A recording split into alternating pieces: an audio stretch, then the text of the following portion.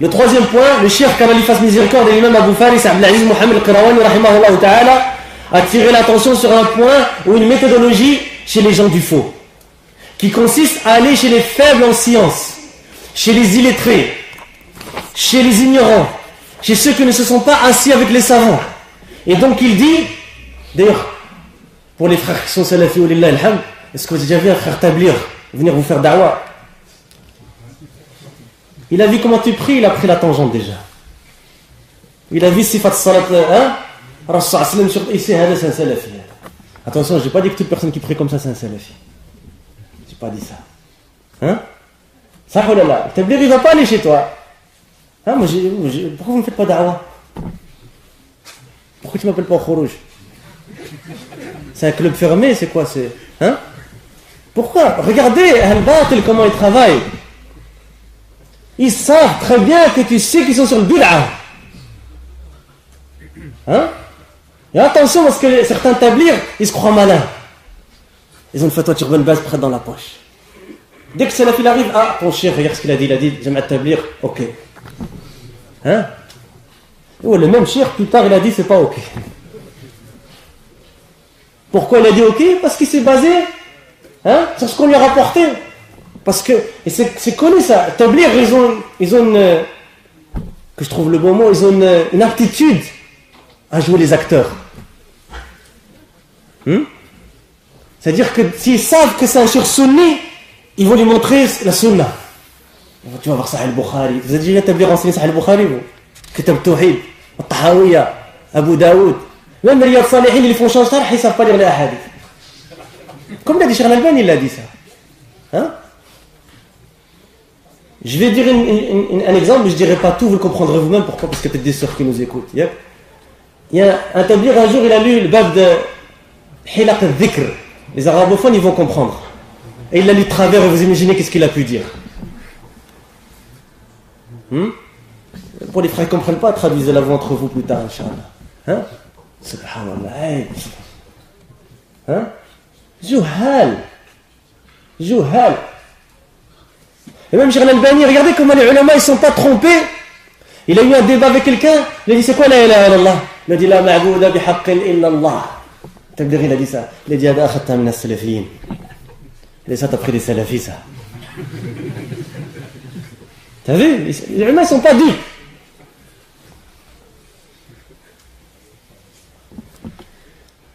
Donc Cheikh il a dit chez ceux qui ne sont pas assis avec les savants, et donc il dit, l'auteur de la fatwa, et donc c'est attaquer ce groupe aux gens de la masse, dont les poitrines sont saines. Et regardez le khubth de ces gens-là. Et wallahi, on les déteste en Allah Azza wa Jal. Pourquoi? Parce qu'on connaît leur mal pour la communauté. Il y a des gens qui disent, mais vous mettez toujours en garde, etc. Et nous, ça nous fait mal de voir des gens qui veulent khair et se faire avoir par ces gens-là. Et wallahi, on ne se taira pas sur eux.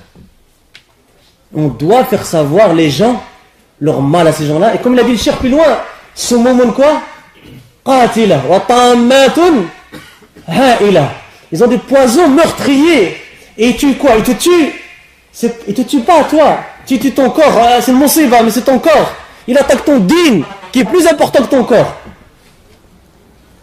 Et nous, on est censé se taire. Si je vois quelqu'un qui va chez un jeune miskin, un jeune de quartier, il veut apprendre, et quelqu'un il veut le tuer, il va l'attaquer. On va me dire pourquoi tu l'as défendu? Hein? Pourquoi tu l'as prévenu que quelqu'un voulait l'attaquer? Mais là on parle de din. On parle de din. On sait que s'ils prennent ces jeunes-là, ils risquent d'être égarés avec eux. Jeunes ou moins jeunes. Donc Cheikh il dit, telle est la situation des gens de la masse. Les gens de la masse, leurs poitrines sont saines. Ils pensent le bien envers tout le monde. Et leur raison est inapte. Ils ne distinguent pas la vérité du faux. Et donc, ils leur sont arrivés par le biais de la religion. C'est-à-dire, nous appelons Allah. Tablir, ils vont dire quoi? Ils ne vont pas dire on appelle à Shaitan, ils vont te dire quoi? Nous on appelle à qui? Allah. Sahulala. Hein? Khourouj fi sabilillah. Ils ne vont pas dire fi sabilil bid'a. Viens, on va faire plein de bid'a, viens. Hein? On rigole, mais j'essaie de montrer les choses de cette manière pour montrer que des fois on rit, mais on peut te tromper. On peut te tromper. Cheikh il dit, nous appelons à Allah et nous aimons le messager d'Allah. Il revendique la sunna, les tablir, ça, oh là là. Plus vicieux que les tablir, tekfiriyoun. C'est qui fait dire, Qala Ibn Qayyim, rahimahullah. Lui, il a jamais ce qu'il a dit Ibn Qayyim, il l'a rapporté de son cheikh à lui. Hein?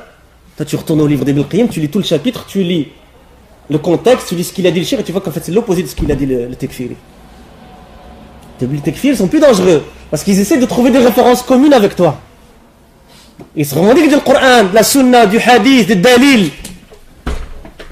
Hein? Il est au Congo, il est au Venezuela, il est en train de faire... Hein? Des frères, ils nous ont dit ça. Hein? On connaît des frères qui sont restés 25 ans que jamais à Tablir. Il a dit, j'ai fait plein de pays, le Congo, le Venezuela, j'ai jamais appris le tawhid. Hein? On a voyagé, on n'a jamais rien appris. Les tekfiris ne sont plus dangereux. Pourquoi? Parce qu'ils montrent la sunna.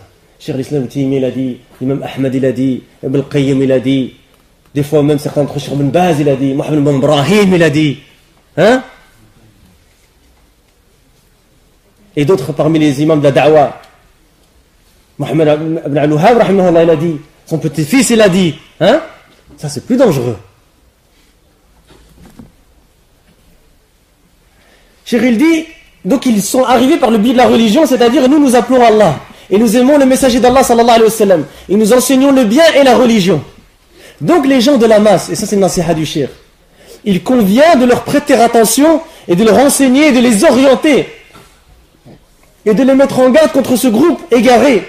Et combien de frères qu'on a connus, des jeunes et des moins jeunes, alhamdulillah, fadl min Allah subhanahu wa ta'ala, sont devenus salafis, ils nous ont remercié, ils ont dit wallah, jazakallahu khairan. Tu nous as mis en garde à l'époque, et cette mise en garde, je l'ai gardée là, ya akhi, wallah, tout ce que tu as dit, tu avais raison. Ya Allah azul manna alayya al-an bis salafiyya. Donc toi, regarde, tu peux être la cause, une guidance de quelqu'un, et tu vas te taire. Et comme le Cheikh va le dire dans un instant, en général, les gens les acceptent bien. C'est la manière aussi dont tu l'amènes. Et ça, c'est important de connaître ce qu'on appelle fiqh da'wa. C'est-à-dire comment amener la chose à quelqu'un. Cheikh Uthaymin, il a bien expliqué ça. Il a dit, ça ne suffit pas de connaître le hukm d'une chose. Par exemple, telle chose, c'est haram. Il faut en plus de ça, ou c'est bid'a, ou ceci, ou cela. Il faut en plus de cela, connaître la situation de celui à qui tu fais da'wa, et la manière d'amener la chose à celui à qui tu fais da'wa. Et prenez garde, ikhwa fillah. Ça, c'est un message que j'ai du fond de mon cœur.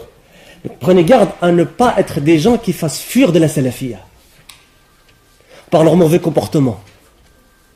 À tel point qu'il y a certains de nos frères, l'a'adou billah, hein, toutes leurs flèches sont vers les salafis. Ils se revendiquent salafis. Ya akhi, c'est de l'autre côté, tire de l'autre côté, ya akhi. Subhanallah al-adim, c'est quoi ton but? Hein? Ton frère salafi, il convient d'être quoi? Aider, que tu fasses dua pour lui. Dans ton qiyam lil, si tu as un qiyam lil, dans ce sujoud, tu fasses dua pour les ulama, tu fasses dua pour talabat al-ilm, tu fasses dua pour les frères qui traduisent les cours, etc. Et pour les frères salafis, pour la da'wa. Que tu l'aides parce que tu peux. Que tu aies des compétences techniques. Et qu'Allah récompense le frère de Sunna Publication, il fait un gros travail, Zallah khairan. Je sais qu'il est ici, il n'aime pas que je dise ça, mais j'ai pas dit de non. Hein? C'est un gros travail à ikhwa.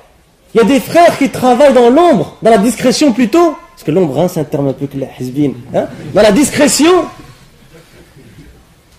mais ils sont actifs, ya ikhwa. On connaît certains frères, ils gèrent une dizaine de sites à lui tout seul. Fi sabilillah. Dis rien aux gens, personne. Et Cheikh Ahmed Sidi'i, il a bien souligné ça. Il a dit attention que tu ne crois pas que la da'wa salafiyya, elle est rendue victorieuse que par les ulama. Bien sûr, c'est les ulama qui ont l'ilm. La base dans la da'wa, c'est eux. Mais ils ont des a'wan. Ils ont quoi? Des aides. Il y a des gens, qu'est-ce qu'ils font? Ils donnent de l'argent. Il y a des gens, qu'est-ce qu'ils font? Ils traduisent. Il y a des gens, qu'est-ce qu'ils font? Ils impriment. Il y a des gens, qu'est-ce qu'ils font? Ils ont des compétences techniques, etc., etc., etc. Chacun a son rôle. Maintenant, si tu ne sais pas faire quelque chose, rentre pas là-dedans. Ça, c'est vrai. Si quelqu'un a la compétence, fi'lan, qu'il le fasse, et que toi, commence pas à l'attaquer. Subhanallah, des fois, un frère, il va juste ouvrir un centre. Miskin, Nia, il va juste ouvrir un centre, il veut, hein, il dit, on est salafi, on veut appeler les gens dans la religion d'Allah subhanahu wa ta'ala, on veut préserver nos enfants, hein, on veut préserver nos familles, on veut préserver nous-mêmes, on veut appeler al-haq.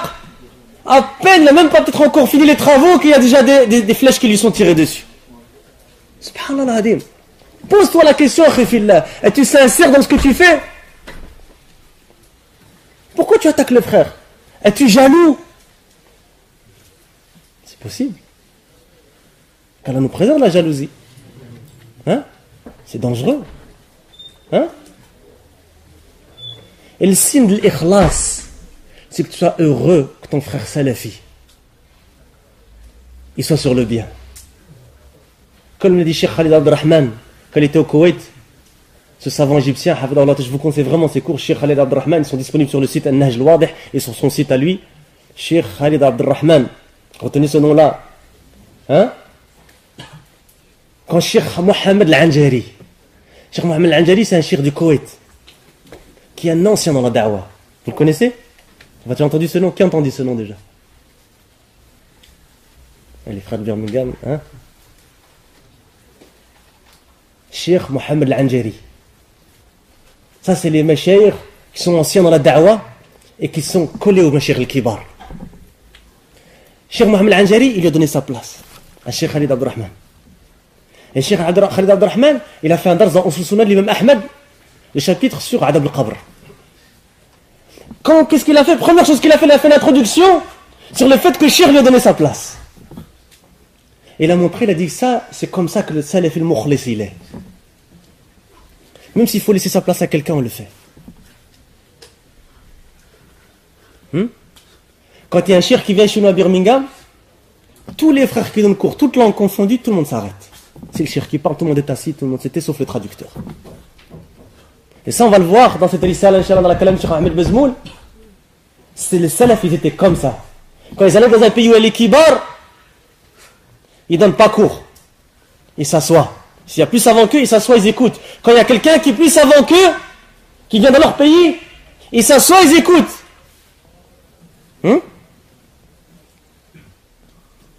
Quand nos frères organisent l'Umrah, ils organisent des durous à l'hôtel avec Cheikh Abu al-Jabiri, avec Cheikh al-Bukhari, avec Cheikh Mohamed bin Hadi al-Madkhali, et pas comme Rachid Abu Hudayfa.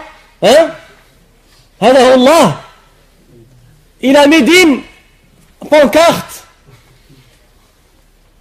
Cours avec Rachid Abu Hudayfa. À l'hôtel.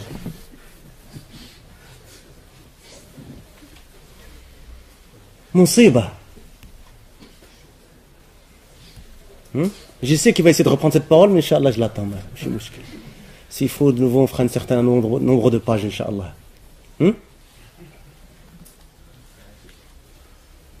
Ya ikhwa, il ne faut pas être dupe par ces gens-là. Ces gens-là, Rachid Abu Hudayfa, Nadar Abu Anas, un frère qui connaît un million de ménages, c'est clair pour lui. C'est clair, nous, ce qu'on a voulu faire, quand on a réfuté ses paroles et qu'on a mis en garde sur lui, c'est pour les gens de la masse qui ne savent pas. Un salafi qui connaît un million de qawaïd, il ne va pas écouter Rachid Abu Hudayfa. Il ne va pas écouter Rachid Nadar Abu Anas.